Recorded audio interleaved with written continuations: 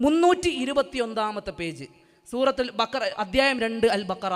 അതിൽ അമാനി മൗലവി റഹിമഹുള്ള പറയാണ്, അള്ളാഹുവിൻ്റെ ഉത്തരവ് കൂടാതെ ഒരാൾക്കും അവർ ഉപദ്രവം വരുത്തുന്നവരല്ല എന്ന ആയത്തിനെ വിശദീകരിക്കണം.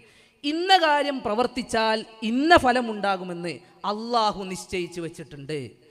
ഫലങ്ങളാകട്ടെ നല്ലതും ചീത്തയുമാകാം, ഉപകാരവും ഉപദ്രവവുമാകാം. അതുകൊണ്ടാണ് ചീത്തയും ഉപദ്രവകരവുമായ കാര്യങ്ങൾ ചെയ്യരുതെന്ന് അവൻ വിരോധിച്ചിരിക്കുന്നതും.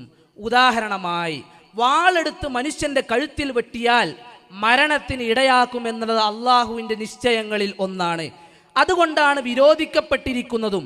അതേ സമയത്ത് അള്ളാഹുവിൻ്റെ ഉദ്ദേശവും ഉത്തരവും കൂടാതെ ഒരു കാര്യവും സംഭവിക്കുന്നതുമല്ല.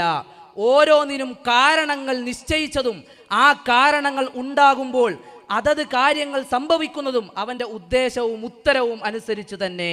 മറ്റൊരു വിധത്തിൽ പറഞ്ഞാൽ, അള്ളാഹുവിൻ്റെ ഉദ്ദേശവും ഉത്തരവും കൂടാതെ സിഹിർ ചെയ്യുന്നവൻ്റെയോ സ്വന്തം കഴിവ് കൊണ്ടല്ല, സിഹിറിനെ ഒരു ഉപദ്രവ കാരണമാക്കി അള്ളാഹു നിശ്ചയിച്ചത് കൊണ്ടാണ് ഭാര്യ ഭർത്താക്കന്മാർക്കിടയിൽ അതിമൂലം ഭിന്നിപ്പുണ്ടാക്കുന്നത് എന്ന് സാരം.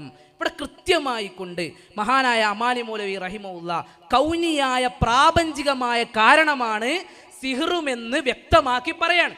ഇതൊരു കേവലം പകിട്ടായിരുന്നെങ്കിൽ ഈ ഒരു പ്രാപഞ്ചികമായ കാരണത്തിൻ്റെ ഇനത്തിൽ അമാനി മൗലവി റഹിമഹുള്ള എങ്ങനെയാണ് പറയുക?